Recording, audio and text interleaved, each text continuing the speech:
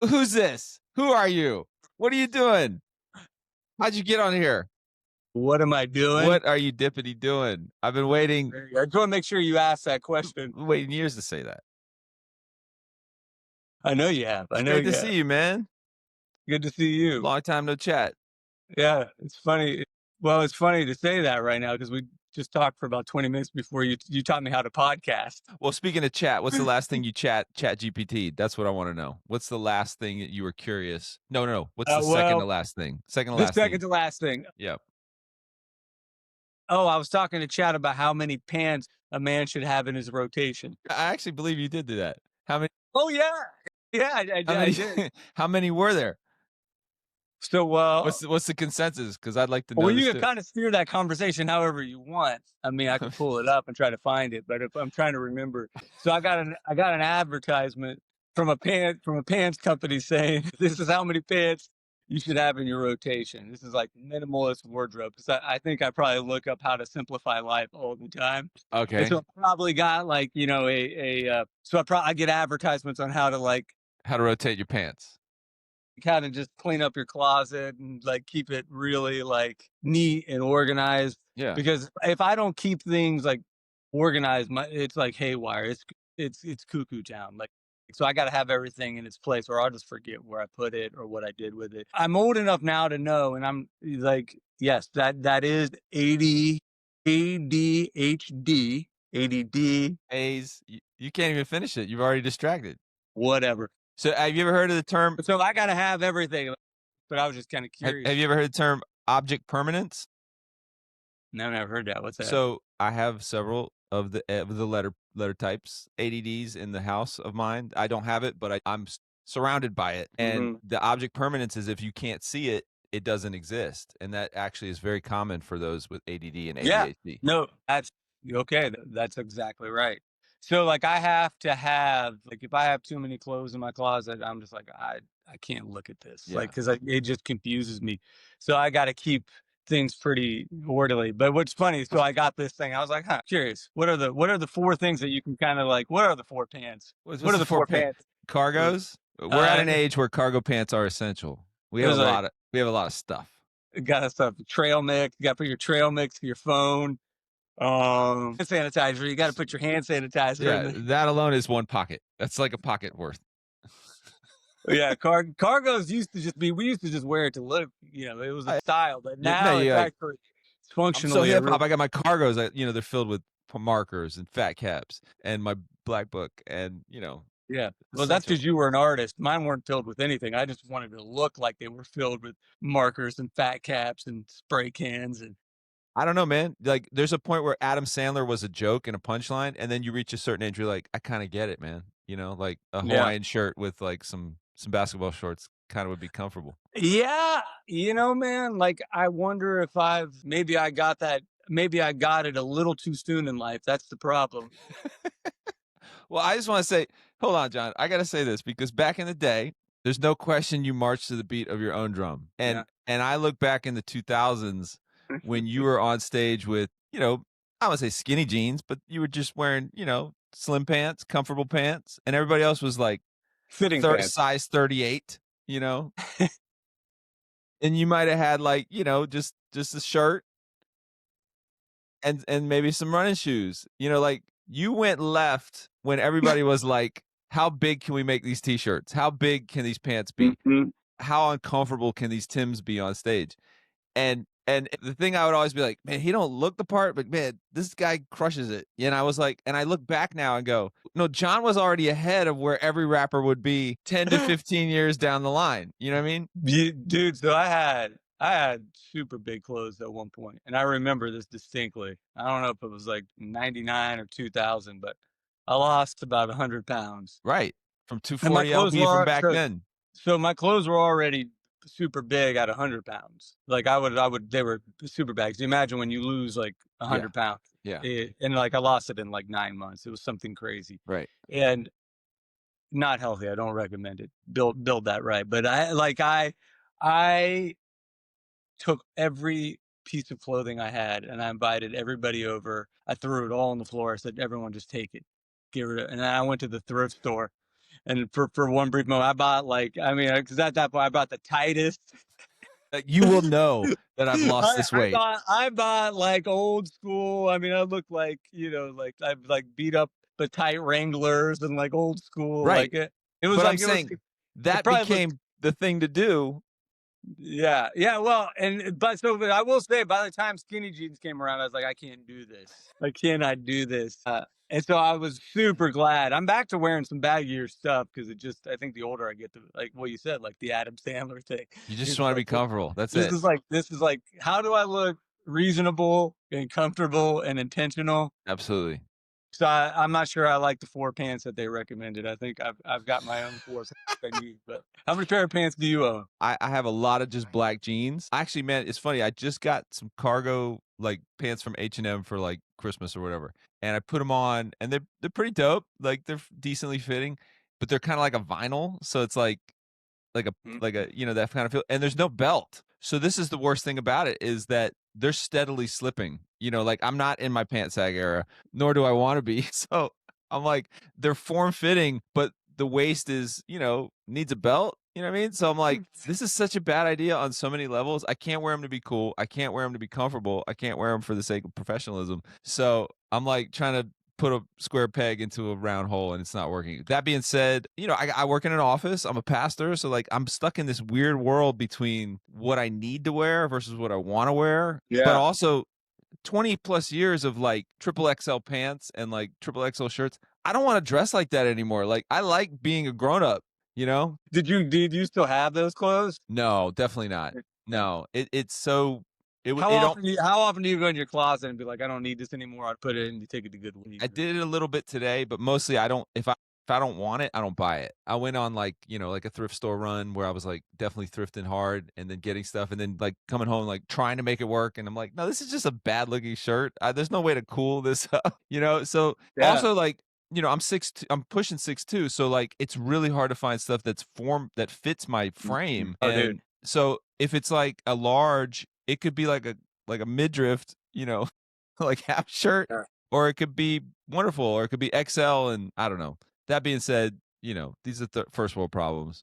But no, I probably have maybe 5 pairs of pants that I'm like that's my rotation. Five That's pair of great. black jeans. That's super. I'm That's reason. really just keep it black everything. That's how lazy that's my Adam Sandler. It's just keeping everything black. And that's like Zuckerberg, right? You just kind of walk in and or the whole Steve Jobs thing, right? Yeah. You walk in and you don't have to think Same about your turtleneck. outfit. Same I don't turtleneck. want. There's a lot to that. I just don't want to think about it. No. Like I need to know everything like I can put on most shirts that'll go with these pants. I don't want to have to think about this. Yes. That's the clear indication of middle age right there. But ironically, like here's where I'll spend money. I'll spend money on the haircut and I'll spend money on the sneakers. Now, I'm not necessarily trying to go out and buy $300 shoes, but like I still, it's got to be Jordans, Air Maxes, Brooks for running, maybe that's about it. Like that's like I'm always looking for a come up. How many shoes do you have? I'm doing better. I got rid of a lot. Do you have a shoe closet? I used to.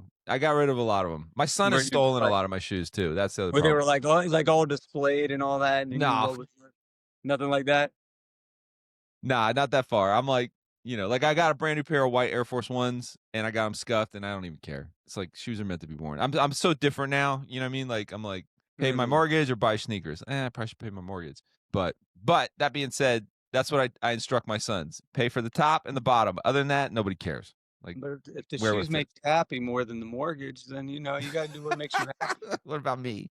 What about my needs? Yeah, that's self-care right there. That's it. By the way, speaking of self-care, you told me about your room. This is your self-care room, you would say?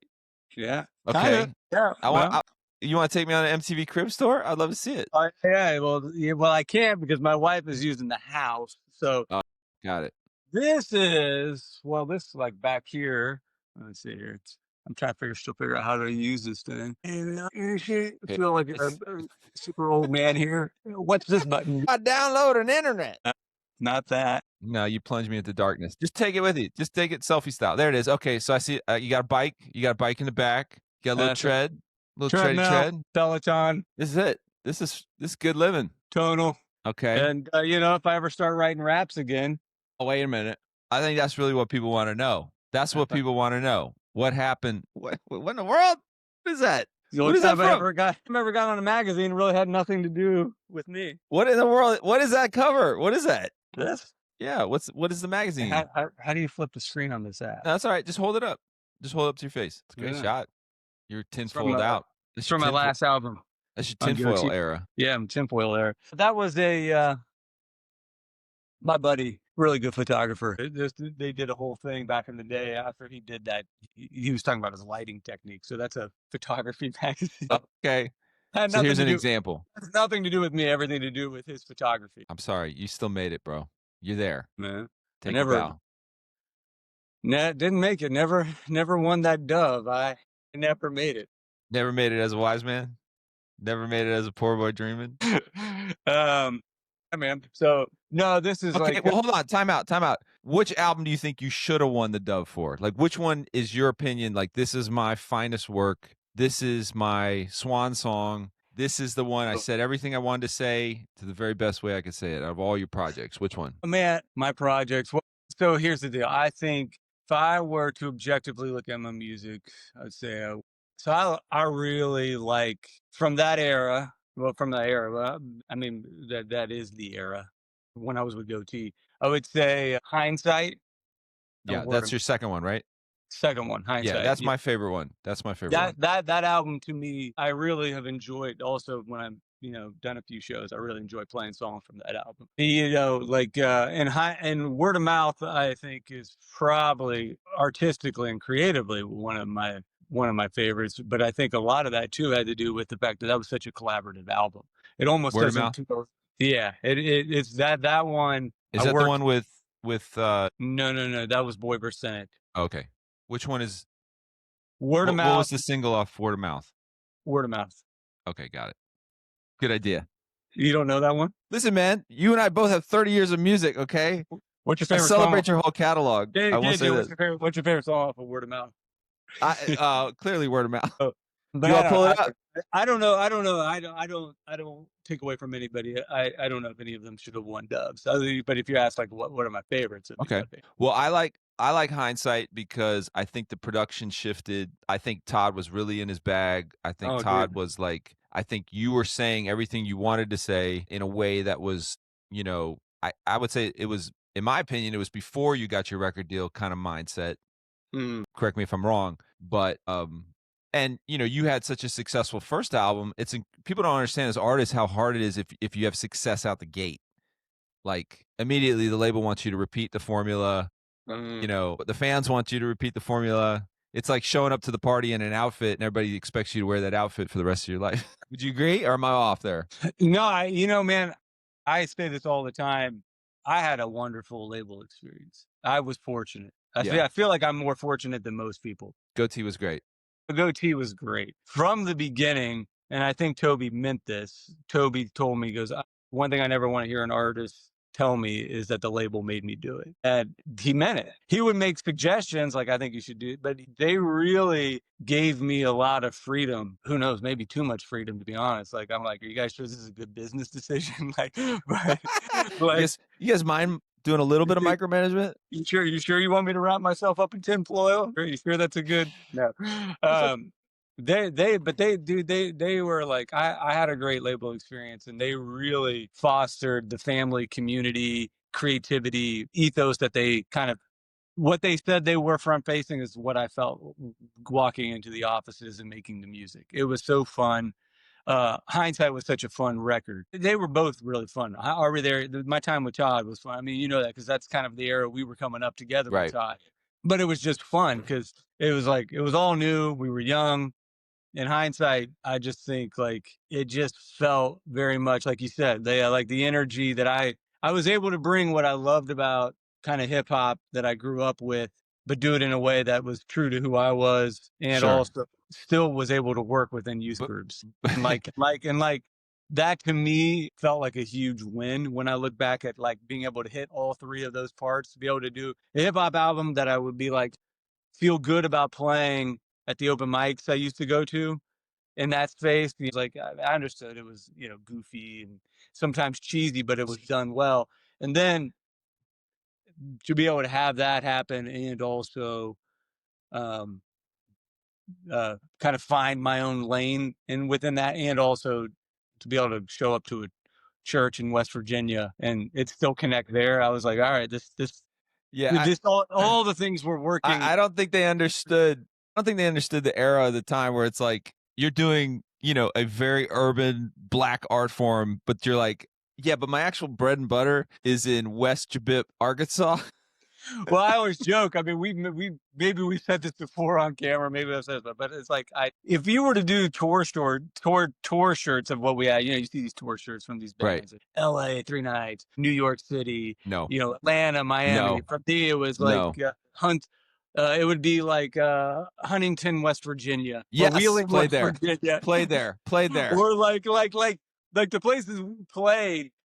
Where there's a And so, Tudor's Biscuit World down the street. right, exactly. And you walk in and you're sort of like, I mean, we had shows. I built shows Keep even in that talking. era around the idea that the sound system was going to be bad. Like you had to work out your bits and your kind of show. It became much more just sort of like you really had to think through your performance when you showed up at a Also, place. you were dealing with a crowd that had very little hip hop reference. Yeah, so like a lot of the hip hop, throw your hands in the air stuff. We just turned it into our show. Like, Right. It was to give them something to do. we're gonna teach you how to throw your hands in the air. We're gonna teach you how to wave them like you just don't care, and we're gonna have time. And I don't know. I look back on it now. It sort of feels.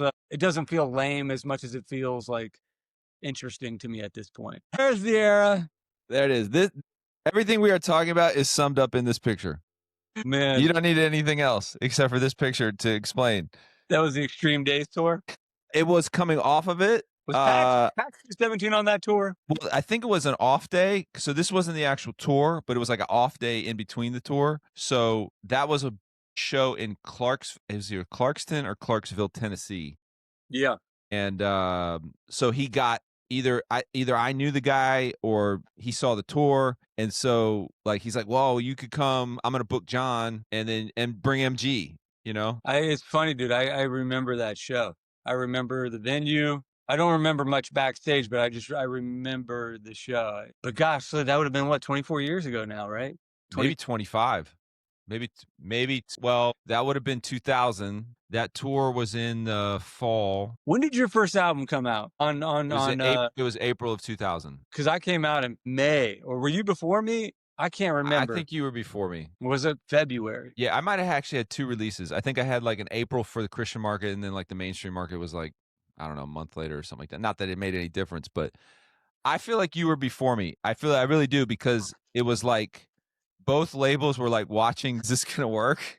And yours just like shot through, and I'm like, I'm getting my like, hey, we're not gonna keep you on the label anymore, like letter by like June. You know what I mean? Like it was so fast how my world just crumbled. You know what I mean? Oh, that's right, because you were with Provident. I was with Essential. Then you went to Tooth and Nail. Well, yeah, but I got dropped.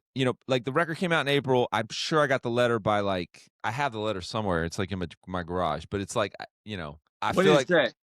It was like, thank you for your service. Yeah, it was like, thank you, we appreciate you, but we're not gonna renew your contract. May God bless your ministry, or something like that. It was so like, God, it was such a kick. Can you find that? Absolutely. Oh yeah, I have it. Trust me. Because I remember, because I took it and I put it on the wall in my studio. Like I'm like, this is my motivation for the next year. And long story short, like it stayed in my garage. It's in some box, but it got chewed up by like a bunch of rats or something. Like that. There's like roach turds on it. I still have it. But that being said, yeah. So like, but I floated for about a year, like trying to get a record deal. No labels in Nashville would touch me. They were like, nah, man, you're damaged goods. It didn't work. So, well, I learned the hard way. Well, that was on their album. Exactly. There you go. Exactly. Yeah. So I was trying to be like Mr. Legit. That was, by the way, that was I think that was the best song for you. So it's weird. It's like I finished the record. That's a catchy thing that did. Well, they were like, I finished the record, and then they were like, I was like, is sure the record's done? They're like, yeah, record's done. And then like 2 months later, like, hey, we don't think the record's done. They flew me back up to Nashville, and they're like, we want you to do a DC Talk song. I'm like, I don't think that's gonna work. And I'm like, well, if I'm gonna do it, it's gonna be this one. But even that, it didn't work. I mean, like that song did not work at radio. Like it wasn't. I just kept getting L's after L's after L's, and then it was like the record. I was almost done. Everything was over. Everything was falling apart, and they were like, Carmen's putting out a movie. They want you to do like the theme song, like, but it's got to be a rap rock song. And I was so anti rap rock back then. I was like, nah, man, that stuff's whack. Those guys can't rhyme. And I did it like begrudgingly. And then, of course, that became the song that blew up. Which one was that? That's the thing. It never came out. Like, it just went to radio, Dude. and it was called 12 Round Knockout, and it just went to radio. I was already dropped by the label by the time this was getting, like, momentum. I had a buddy of mine back in the day say, the reason I don't like rap rock is because usually the guys can't rap or rock when they do. It's like the worst of rock and the worst of rap. So I That's don't how like I rap felt. rock. That's He's really like, how I felt. it's like, and then I thought, well, because I actually like some rap rock. I Oh, did yeah. some rap rock. But later Right. on, you did rap rock. But Totally. I was Totally like, came around. I love the blending. Like I remember the Judgment Night soundtrack. If you remember that Yep. soundtrack, Yep. like there was some really good tunes. Or like I think it was like De La Soul with Dinosaur Jr. Right. doing interesting. Like so but I thought that was a funny observation that the stuff that gets really popular, he's like, I don't like any of it because they can't rap nor can they. No, yeah, and I was like so backpackerish. But it's weird. Like I took my middle son, to POD about a month ago, maybe. Yeah. And like and they're obviously 30 plus years in the game, and they still crushed it. Like it was still just as good as ever. Yeah, I believe it. And Sonny is still just as down to earth and cool. Like he took time to really Yeah. speak into my son. And now, like I'm so lost my backpack. Like it's long gone. I'm like, No, I love, there's plenty of rock, hip hop, hybrid stuff that I love. I think POD also did some, like, well, that album, like, I mean, it was Alive. I mean, that live, they were just it was just really good. so we're both dads now. We're both like, eligible for AARP discounts. I mean, like, what is your kid into? I know you have one daughter. Is that right? Got one daughter. Okay. She is super fun, super creative. She put out her first single. That's awesome. Have you heard it? I did actually. I don't remember it, but I did definitely hear it because Yep. I saw her on stage with you. I thought that was just like super cool. It's pretty great. She leads worship at youth group. Word. Real involved at youth group. Just really fun kid. She's also a really good runner, like cross country. I told her, you got to play a sport, dude. You just got to be on a team. And so she went out for cross country, did it 1 year, and then she was just like pretty good at it. Went back next year, and so this year she made it to states. Just like good runner. The VO2 max, it doesn't fall far from the tree. Yeah, so super proud of her. Like, cause I was like, but I was like, now you got to work at it because you're a good runner. What's it like being a dad, a girl dad? Because I can't relate. I got 3 boys. Well, since I don't know what it's like being a boy dad.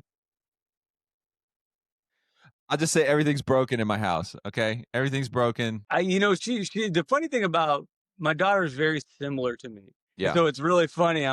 Times I'm like, oh man, this is going to be challenging because I can see the things in you, and I'm like, I know what you're doing. I know this. I've seen this movie, and I've seen this, and it's annoying me right now. And it's hard to be annoyed because then I have to kind of look at myself in the mirror because I this is know what everybody else deals with. I know what you're doing. I know right now you need a dopamine hit, so you're just talking to get to entertain yourself right now. I was like, boy, I need to apologize to some people over the years. Self-awareness is a painful drug. Yeah, no, but it's awesome, dude. I love it. She's a really creative, fun kid. So she loves, like, it's fun, like even to the like having her hop on stage. She loves getting on stage, and really she did at the show I just played with. Opened up her House of Heroes here in Columbus, and she came on stage and did Divine Inspiration and Thank You for me. So she was like, I was like, you want to drop a verse? And she was like, messing with different verses. We did a little back and forth thing. Let's go. Really, but so she's always down for that kind of stuff. She's a very, very fun kid, and so that's awesome, man. I love it. I don't know how I would have done with boys, so I think it's good. I think I'm happy with it turned out. I've got a great kid. That's great, dude. Getting back into doing shows, I watched, I saw your clips that you put up, and I'm like, my man has not missed a beat. Like you're just it's the I don't know how to describe. I can't do it without standing up. You do a thing where when the crowd is not adequately at your level of satisfaction, where it's like a side stand, two hands on the hip, and it's just I've seen this look on your face so many times. It's disapproving, but I know what you're doing at the same time, and it just makes them it just work 10 times harder to where listen, we all got it. We all have our little techniques, and watching that brought me so much joy because I'm like, it took me back to being on the side of the stage, being like, oh man, this is like it's like watching Da Vinci paint. You know what I mean? Like, obviously, we played a lot of shows for a little while. We played a lot of shows together. Then I think we didn't really, we just kind of went two different directions. But the point being is like, clearly, I saw what you're doing on so many different levels, and without any apology, totally stole things from your show. You know what I mean? Where I'm like, this is working for a reason. And watching that set, I'm like, man, well, this is like 20 plus years removed from Yeah, when you had to do this every show.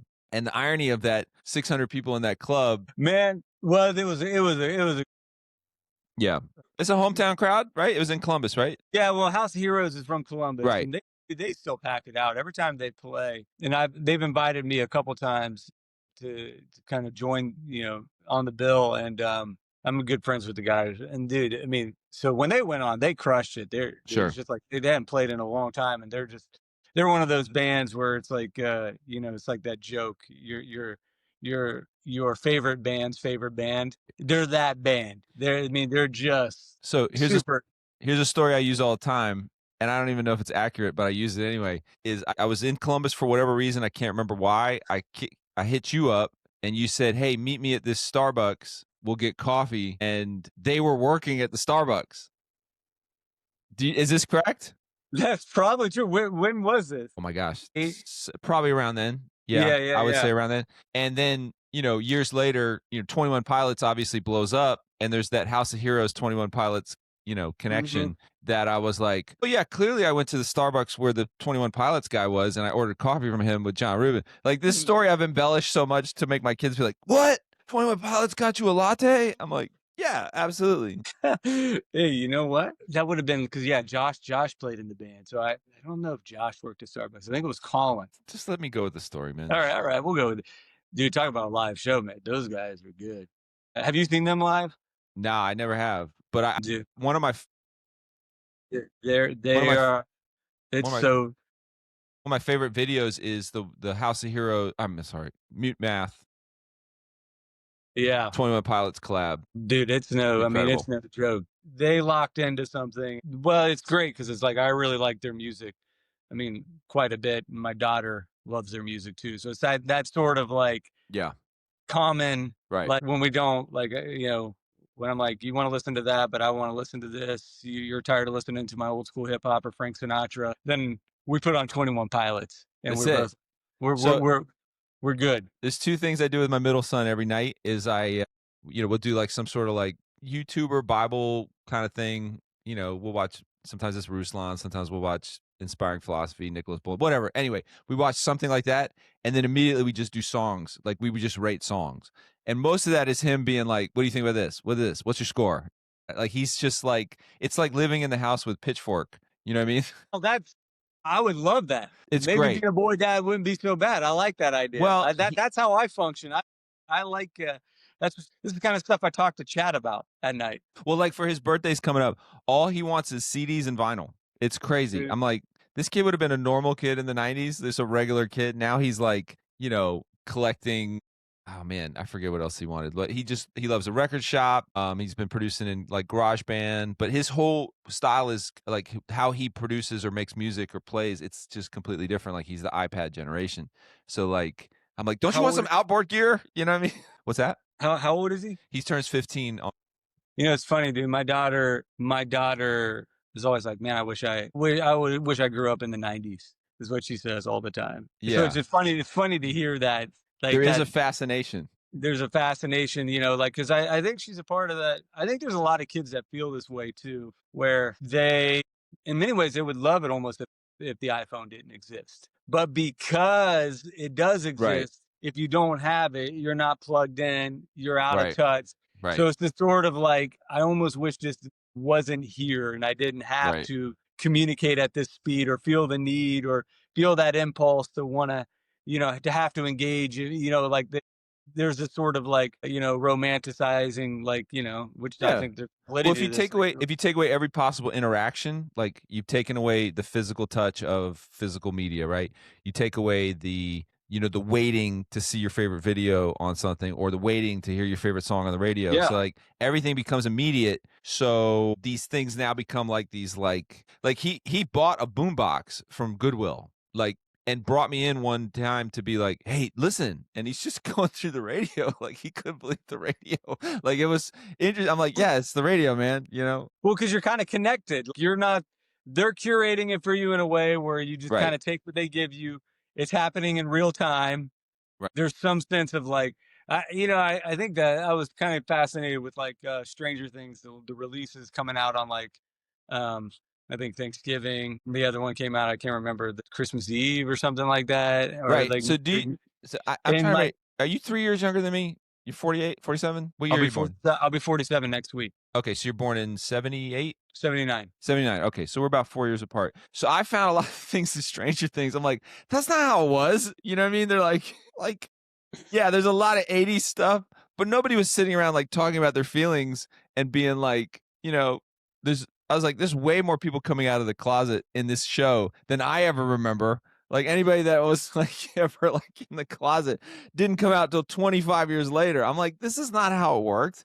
You know what I mean? Like, and everybody's just nice and like, I'm like, you're trying to infuse like Modern. into what was not happening. But that's just my own critique. I'm like, Well, it's dude. So the 80s. What's funny to me is I missed the 80s in a way that, because I grew up in an ultra like, so you grew up on a commune, right? Wasn't it like a well, yeah, pretty much. I mean, yeah, I think so in certain yeah? I ways. remember you saying this. Not the whole time, but like, I mean, when I was in my mom and dad sent me away. This probably gotta be careful because it makes them sound bad. But no, they sent me away when I was in kindergarten to live in a trailer with a fellow who raised bees. Not just a fellow. It was like there's a couple. It's because it was the church they were part of. I went to school at this church. It was about an hour outside of Columbus. Is this Palat Cascala? No, further than that. It was like in the foothills of Appalachia. And I lived in a trailer, and the guy, With a bee farmer. well, I just remember he was always like, and it was on this mountain, not a mountain, a hill, this is Ohio, with like, but it was like it was everybody from the church. So there's different trailers, and so I'm like, Basically a I don't know if commune. that's not a commune. I don't know That's a what it is. commune. That's what you we're all were. going to the same place, getting the same food You're getting together, the same beast things. You know what I mean? washing the elders' feet. Wow. So we've Older I talked get, about this. the more I understand it. But when you're 5, So we've talked about our very unique upbringings, where yours was like the commune, the hippie, obviously had a faith aspect. Mine was the hippie, but the other aspect, which was like living in a studio, a literal studio in the back, in a loft space where every other kid was like, oh, be there? Just growing up in an artist studio, super bizarre, like where other kids are getting in trouble for drawing on the walls. I'm like, my dad's like, when are you going to draw on the wall? Like when are you going to start painting? Call my parents by their first names my whole life up till recently, gee, yeah. Organic food, you can't trade organic wheat germ crackers at class. No one wants it. Yeah, well, you know what? And I don't think I was in that same boat with that food. I don't think people realize what healthy food tasted like back then compared to what healthy food tastes like now. Like organic meant a whole different thing No. in the 80s than it Yeah. does. It was not good. It was not We tasty. were ostracized. This probably extremes a lot of the trauma.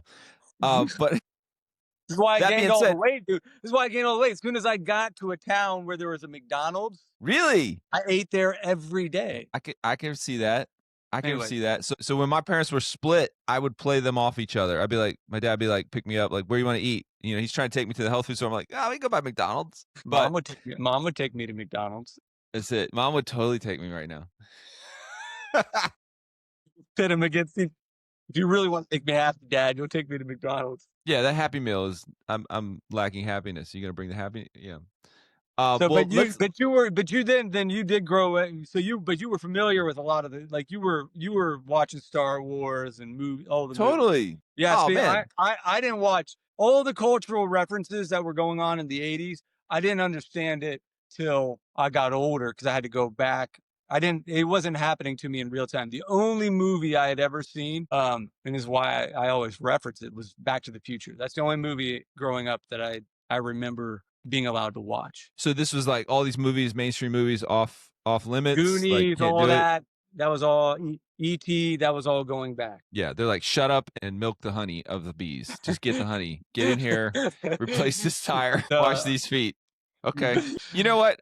Have you ever heard this phrase? I think this phrase is very applicable to both of us, that the creative adult is the child who survived. You know what I mean? Like, I think that maybe probably propelled other things that made us great at other stuff. You know what I mean? Like, Yeah, well, and I think it gave to some degree, it gives you the ability to look at the world slightly different. So there was, I mean, yes, like, because when you don't have any frame of references, a lot of times you just do your thing.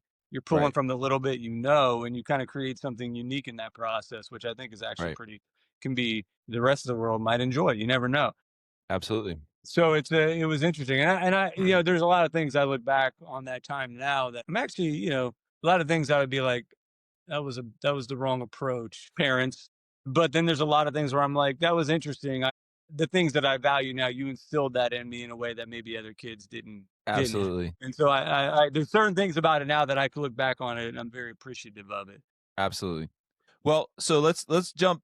We've jumped way back. We've jumped in the middle. Now let's jump ahead a little bit. A lot of people want to know, like, where did John go? You know what I mean? Like, Mhm. you were around. You were definitely around, and then you weren't around, and then you were kind of back around, and now you're back around. So, Am I back around?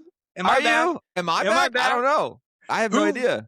who even gets to dictate who's back now? Who are the gatekeepers to say you're back? I think it's like every rapper to go be like, I'm back. You know what I mean? Like every Is there a committee somewhere that says, "Okay, we agree that John, we like, can you we go and on my we behalf say, hey, uh can we welcome John back?" can we welcome John back? I don't know. I think it's more hip hop to be like, I'm back. You just tell him, Like "I'm back, on back. yeah, It's just mine. It's mine. I'm taking it over now." yeah. Yeah, Okay. because God knows I don't hear every single day on the internet, "Man, where you been?"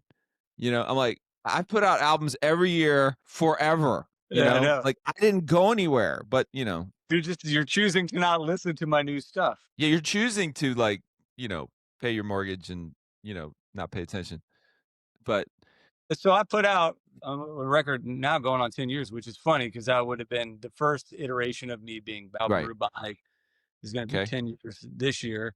I put out some music probably back in 2020, I should say, Okay. which is crazy to think that that's actually been going on 6 years. Right. It's an eternity. This is crazy to me because I remember like how far. I don't know if you ever do this, like when you look at like, oh, Boy versus Cynic from Are We There Yet? It was like 5 years, but it seemed like such a long time. And now it's just like, oh yeah, it's been, to me, the stuff that's new in my mind is actually a decade old. So Right. Right. none of it's, I'm all messed up. It's all messed up. Doesn't exist anymore. So but I know there was a clear point. I remember having this conversation and you were like, "Hey, I'm going to move to LA and I'm going to work with my Yeah. brother." Yeah. I went Right? out there What year and was that? I joined a company out there. That would have been 2000, exactly, maybe 2002, 2010. It was when my daughter was born. Cause so we flew in. She was still a baby. My brother picked me up. We went straight to IKEA to get a crib. It was like suitcases, crib, Yeah. and then we stayed at my brother's spot. And I started working with him. So it was like Right. a crib and a mattress. That's what we bought. That would have been 2000. Okay. Well, I remember talking to you, you were like, you said the offer was too good to not do. Like you were like, I remember that was one of your phrases you said. You were like, it was too good to not, to pass up. Well, it was just a fun, creatively speaking. Like I'm trying to remember the time frame, but like at that point, it just felt like the right thing to just sort of like, yeah, like this feels good. LA. It was kind of right on the cusp of a lot of like now it's like everyone talks like this, but at the time no one was talking about digital studios. Right. That was a pretty revolutionary idea. Right. And your brother was Maker Studios and he was Yeah, yeah. This was pioneering a lot of stuff. yeah, and this was the beginning of kind of really kind of putting a infrastructure around content creators before people even really called them content creators. You know, it was like YouTubers. This is right when people, a lot of these artists that were kind of getting, kind of just doing it themselves and building audiences themselves, uh, Right. were doing it really well. And so I had kind of flirted in that space for probably 5 years when I did. Do you remember when I did Professional Rapper, that mockumentary? So good. Yeah. So when I did that, that was like It was so ahead of his legit. time. That was Like, I still legitimately when YouTube had just started coming. I mean, at that point, that's when it was like, scrolls on skateboards and, just basic clips. it's the golden age. And so, yeah, GoTo was cool. They were like, I was like, I don't know if radio is going to work for any of this. And my brother's, why don't you ask them if they would want to do for like your marketing, just create content for marketing. And I was like, that seems like a good idea. It seems like a smart idea to put something out there that people could actually enjoy. And then, and then be able to kind of use that to like promote your music. And so again, I had the coolest label. GoTo was like, yeah, let's do this. Let's do this weird mockumentary instead of putting stuff in print ads. Because at the time, I mean, you could put it in print, and what good would that do? Who's going to see it? Who Nobody. cares? But But I I think my a lot of labels weren't hip to that yet. They didn't know how the world was shifting and changing. well, they were always ahead. But my favorite two people in that mockumentary is Meredith, because she is clearly like the den mother, sort of like Yeah. she's the Wendy to the Lost Boys. You know what I mean? Like, she's just which I always would laugh at Meredith, your manager, your longtime manager, just taking care of these grown children. And I include myself in that, right? Yeah. Okay. Like, and Meredith is awesome. she would just have this calm, sweet presence. I mean, she must have been only what, a couple years older than you, right? She's probably your age. I Okay, got so she's just, I mean, it's not like she but she was this always looks. She always established, looks young. right? But I'm just saying, it's not like she was this established like management company No, with like 40 years of experience, and she's standing there with a clipboard like chiding. She's basically like, you designated somebody in your peeps to hey, be like, look, "Oh, man. you're in charge." And she just had the best, sweetest demeanor. And it's so evident in that mockumentary because she's clearly being like, verbally assaulted and being like accosted, and just, she's the Wendy to the Lost Boys. That's what she is. Dude, She is the Wendy. Meredith. If you knew Meredith, she had such a good. She does. What she, by the way, shout out to Meredith and Nathan Smart because she married Nathan Right, Smart. She has such a funny sense of humor. She was right. into like. I mean, Meredith knew all the good hip hop. Meredith knew all the Oh good yeah. hip hop. That's She the had thing. such a It funny wasn't sense of humor. But yet she was this sweet Southern woman who was super savvy, super smart, and just right. like liked being around music and like being in the industry. Right. And But she's in charge of these I think grown our men camp children. out weirded everybody. And I think that's how we were able to have staying power. Well, then you had Nate, who was basically like a walking thesaurus of Saved by the Bell knowledge, and would quote it, like Rain Man. And not only that, would make you feel bad if you didn't know the answer. And I remember this clearly because you and I, all of us were at Denny's one time. It must have been a show or something like that afterwards. And you two both like ganged up on me about just something, and then I was like cornered. I didn't have an answer for it, and I was just getting a beat down of passive aggressive behavior. And I somehow or another flipped it on Nate about a Saved by the Bell question, and he didn't have an answer, and it demolished him. Yeah. And I that was a personal victory for me that day. You I stuck left it. with You my head stuck it held high. deep, deep into his identity. You went straight Yeah, for it. You I said went. you are not the expert. That was Clarence. Clarence has really great parents. Clarence's parents That have a really good marriage. Yeah. no, Well, dude. So anyway, yeah. that's So what. that So that you went to Maker. You were at Maker, yep, and then that got sold, right? got sold. Now, And clarify for this for me. Was there a point where you or your brother bought Goatee and you were like running Goatee or something like that? Is that correct? Did that happen? man, I feel like there's some stories that got out there that are just sort of like, yeah, I don't Because think this. that to me was the ultimate flex. I'm like, John is the president of Goatee Records. What is going on here? This is incredible. Is that not true? That didn't happen. No, not like that. No. Okay. All right. But it really does make it for a good story. So I'm trying to think if I want to play off of it a little bit I right think you here. should go with it. I think I should just go with kind of like, 21 Pilots served you a latte. Yeah. Yeah, Clearly. should I just What go with it? happened? No, I think no. so. So I worked for a company after Maker, and I moved to Nashville. Gotcha. And this was just, with my brother as well. And we partnered with a bunch of companies in Nashville and different Okay. media and tech companies Got it. around the country. We're kind of working together and sharing kind of a centralized core group of people who were kind of helping grow businesses. It's Okay. Goatee was a part of that. Okay. Well, I remember running into you randomly around 2017, 2018, and you were just meandering down the streets going to like somewhere in Franklin, and Yeah. you were like, I think you're going to the Frothy Monkey. And I said, John, hey. And you just were like 2 blocks away from like Yeah. I'm Yeah. like, No. clearly this guy's doing okay. He's got a place in downtown Franklin. Well, you know what, man? So it was like I moved back. I never moved. We didn't want to move back to Columbus at that point. So I was like, I always enjoyed. I mean, like again, I had a great label experience, and Goatee was right in the heart of Franklin before Franklin was even Franklin. Right. It was like this was very much a small country town when I first started showing up there, and that the house where like Jesus Freak and all that was made. I mean, Yep. we both were Totally. there with Todd. That was right before Todd moved into his attic. So much cooler when it was in the Goatee house, It was. the Jesus Freak house, whatever house it is. But that's where Goatee's still is today. But I mean, it was just that was such a fun experience. And I think at that time I was excited to get out of LA, and I was thinking like, what's the simplest, easiest existence? I was like, You're like, I can go to the Bug and Nut Pig for lunch.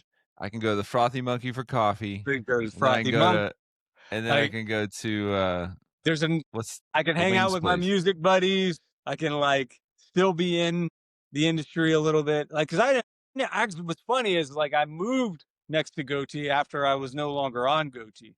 The whole time I never moved to Franklin. I stayed in Columbus. So the time I Right. actually moved was probably the time I didn't really need to be there. I just wanted to You're like, be but there. now I'm here. We did that for about 4 years, and then we moved back to Columbus. I think 2018 or 19, Okay.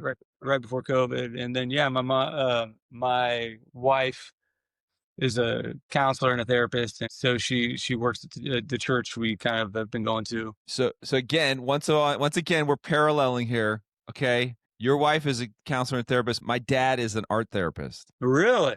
Look at Yes. that. So I'm curious, when she was studying for her therapy, did she ever start practicing on you? Because this is clearly what my dad did. He would be like, I would say something like, yeah, today was just kind of a weird day. And he'd be like, well, how did that make you feel? I don't know. I think I'm kind of da da da da. Yeah. And how did that make you feel? I'm like, stop it. Stop it. Stop. Stop. Well, you Did you know ever go what? through it? So my wife is already wired like that. She's Got it. great at asking questions, and like this happens without her even trying to practice or anything like that. We'll be like, I just think it's how like people will just start sharing with her. And I'm like, what did you ask in this process? Like that got them to open up about their life and their divorce and all these things they're going through right now. And Yeah. it Put the wasn't like fun. she just, Put the, she asked questions, and, I think she's good at getting to like, I think yeah, she put the fun in understands. dysfunction. You know what I mean? Yeah. Okay. That's a good song title. Speaking of music, great Oh yeah. transition, sir. Okay. All right, this is the moment that we've been kind of building towards. And let's set the stage going back. And I don't know if you remember this, but there was a point where I was like 02-ish, 03-ish, when I was like on Tooth and Nail, and Brandon was just handing out like side projects like candy. He was like, hey, you want to do another side project? Do another side project. And I came to you and I said, hey, what do you think if we ever did a side project that was like, like a joint album or a joint project? And you were like, I think that would just wear people out. You're like, I don't know if they can handle this much just raw energy. There's too much. I think we're already both pushing it, being a little too much. Yeah, you're like, this is like cheesecake piled with cheesecake on top of cheesecake. Because we did a show. This was the classic. And I can't remember if I said that before the show or was at the show. We did a show that the idea was that we would be each other's hype man, right? Yeah. And that we wouldn't, Cincinnati. yeah, it was in Cincinnati. It was it was literally in a basement, a church's basement, called the Underground. And I remember that this Just chicken. not a church's chicken, though that would be par for the Church course. is based. Right. And I remember, like, I don't remember there wasn't even a stage. I feel like it was just a space in the middle. There might have been like an ottoman. I don't remember a stage. Maybe I just remember there's an ottoman we stepped up on. It's like something small. I just remember like the people were around us, but it was Yeah, small. like if you were tall, you were blocking everybody's view.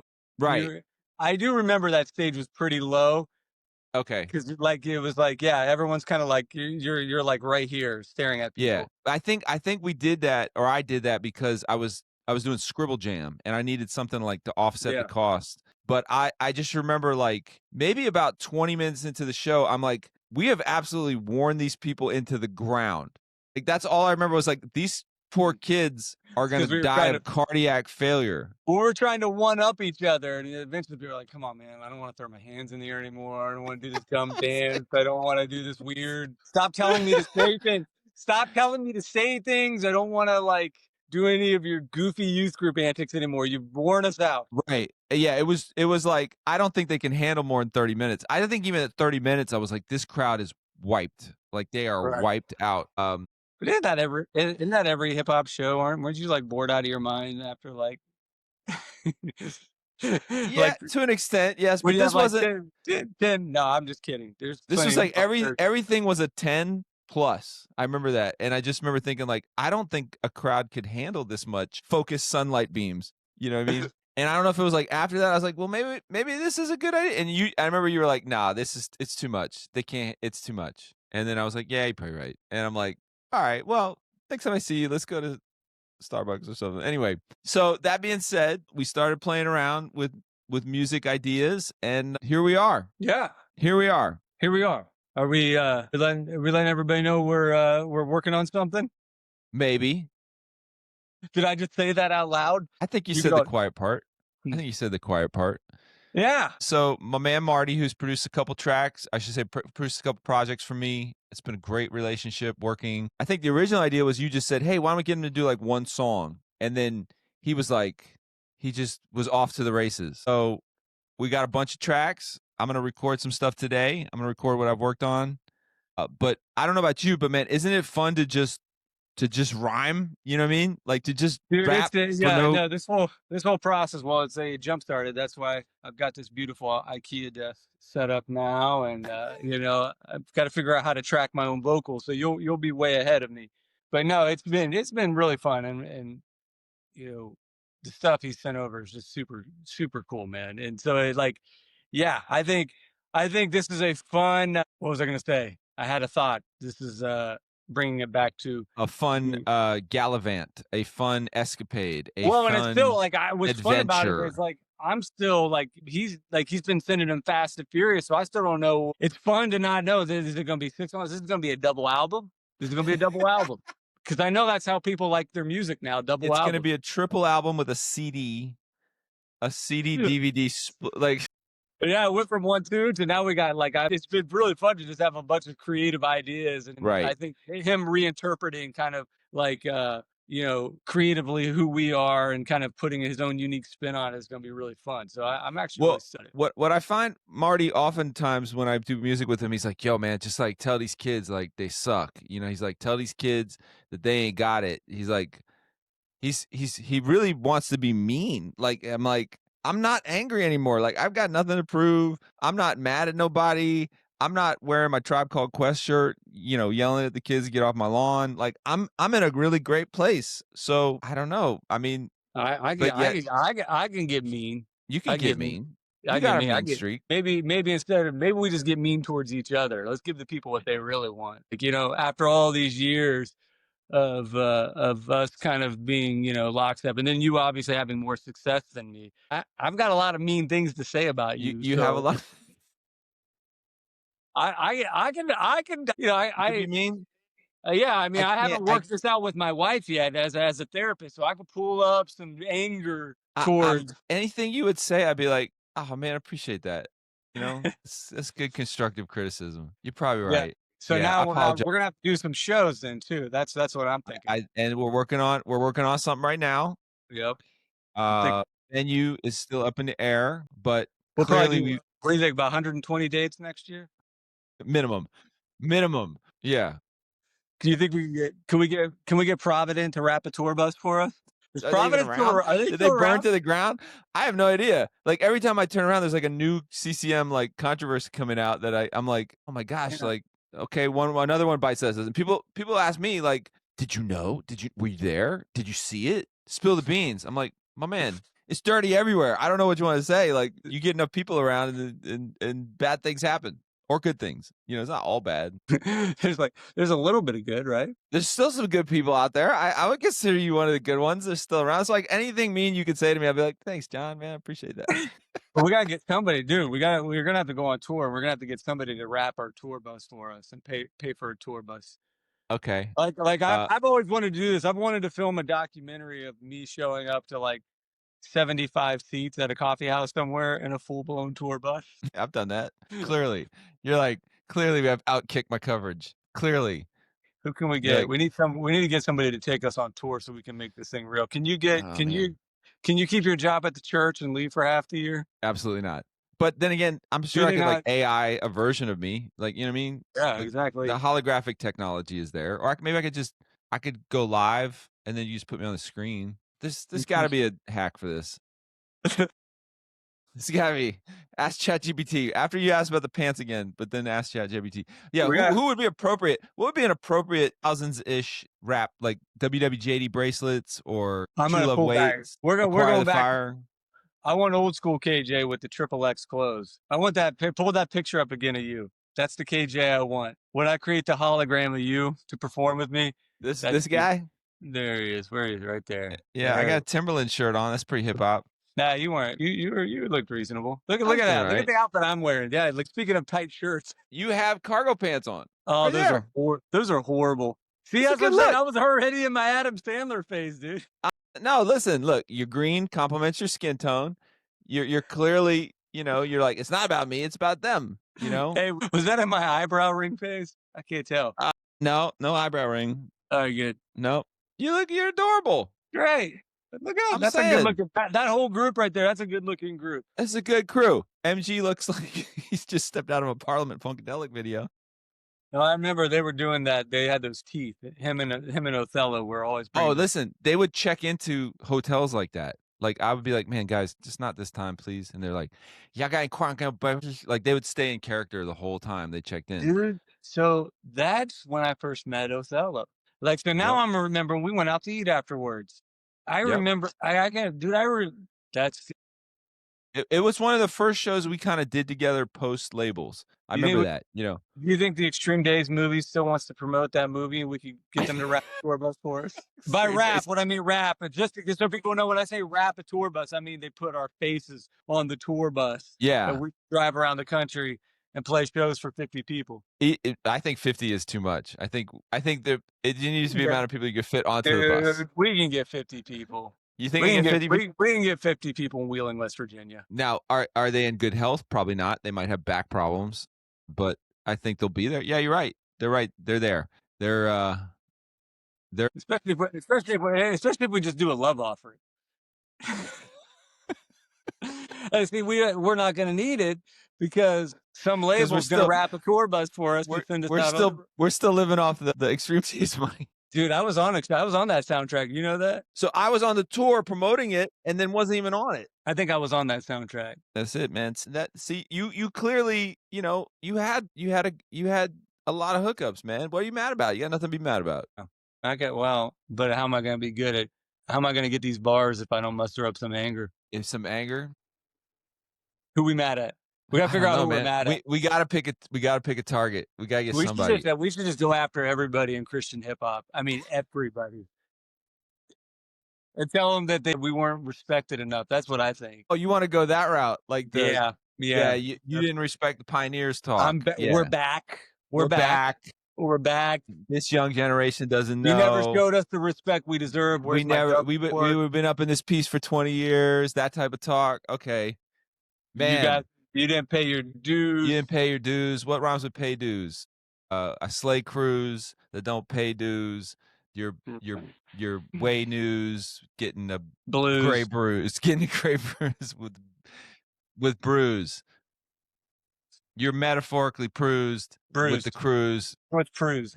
With Blues Clues. Okay, I can work off that. Rude. The only problem is all the songs have to be like 2 minutes now. Like nobody has attention span. So like, how many angry bars can you fit into like? All I need is 8. 8 8 raging angry bars where I just assert my dominance. 8 angry I raging mean, you've heard bars. my song "Greatest Christian Rapper Ever," right?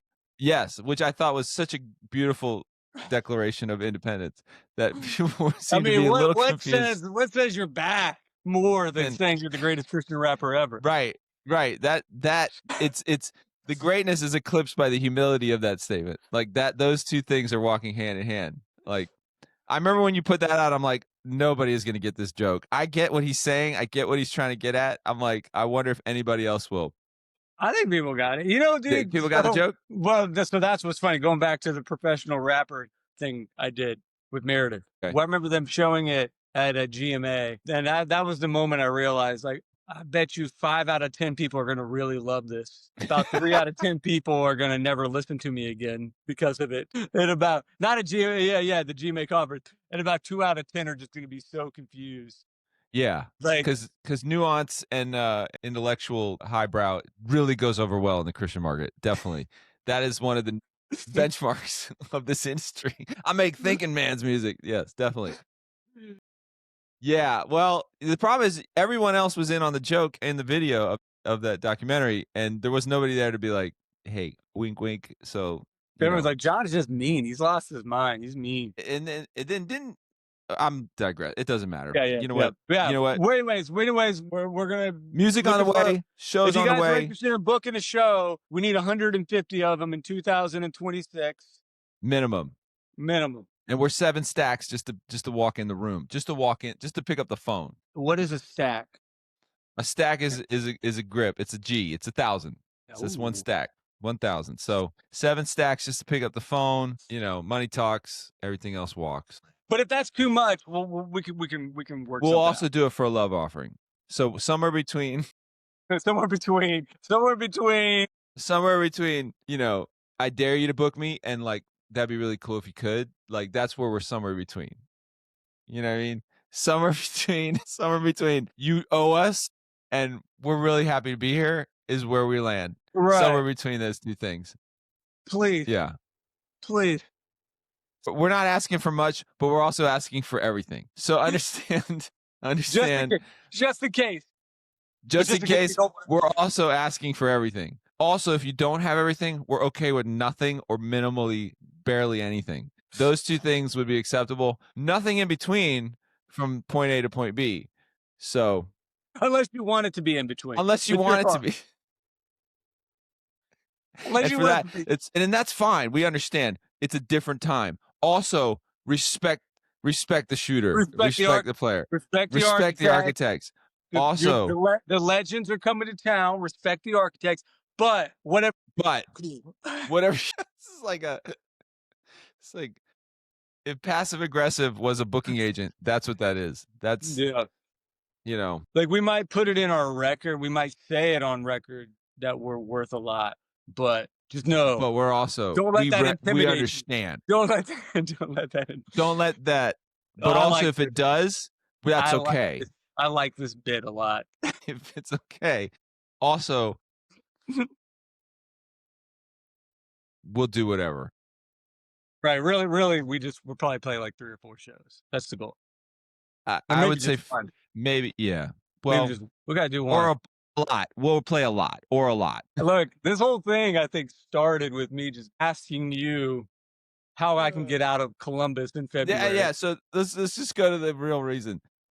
I just wanted to get out of Columbus in February, so I was like, which is understandable. I mean, let's just do this podcast live. Yeah. So if you could just get John from a place that he's from, that he talks about a lot, that he represents for really hard, also doesn't want to be there. I don't want to be here in February. So the reality is this. I love Columbus, Ohio. It's actually a fantastic city. If you know, you know. May through December, I can tolerate January because I'm so burned out from the holidays. Right. February, March, April, I got to get out. out. So what I'd love is if you're down south anywhere. You're like, can you help me? Anywhere where it's above 55, 60 degrees. So that could be the bottom of Texas. That could be Florida, Arizona, New Mexico, California. If you would like to book me and KJ, next month or March or in April. You just let us know. It's a very short window, but it's a very specific window. Those are the only places I want to play. There's a window of time and space that I choose to operate in. And then after that, I don't want to do anything. I just After that, I've got me time. I need to regroup from May through January. I need to recalibrate. And then I want to tour for 3 months in the South. That's all. Pray about it. Are you below this latitude and longitude? If you could draw on them, just draw the map, put the map up there, draw the line, say this is where we're playing. It's like border towns, how many shows coastal towns, Puerto Rico, Puerto Rico, coastal border towns. Yeah, Hawaii. Yeah, man. You ever played Hawaii? I have played twice, maybe 2 times. Jeez. 2 times. Yeah, cool. Never did. Never played Hawaii or Alaska. Did Alaska. It's cool. So you've done all 50 states. I think so. Really? New England was never great. I never got a lot of bookings, in so you never East played Bangor, Maine. Never played Maine? I did play Maine maybe once, like on a tour. You played everything, I bet. I bet you played every state. Maybe. I feel like there's the New England town I may not have played, but whatever. You're gonna have to chop this episode up into like 2. Oh, this could be like we're up to 120. Hey, listen, I think we're just getting started. I know. We're just you think we're not getting along. I think we're just getting along. It's like, show me the money. Anyway, let's go ahead and let's stop here. I think we made that announcement. I'm going to go in and probably I'm going to stop it actually. Let me pause it. All right, y'all. Okay. Thank you guys for tuning in.